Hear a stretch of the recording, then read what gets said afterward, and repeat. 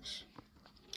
You know, one of the craziest thing about riding a supermoto is not the guy who is riding it. Most of the times we have the guts when we are riding this machine, this bike. Do you know who is more scared?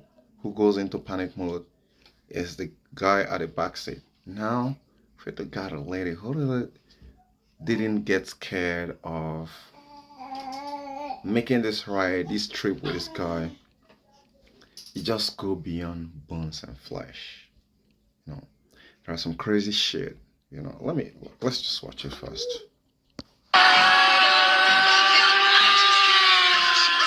at that.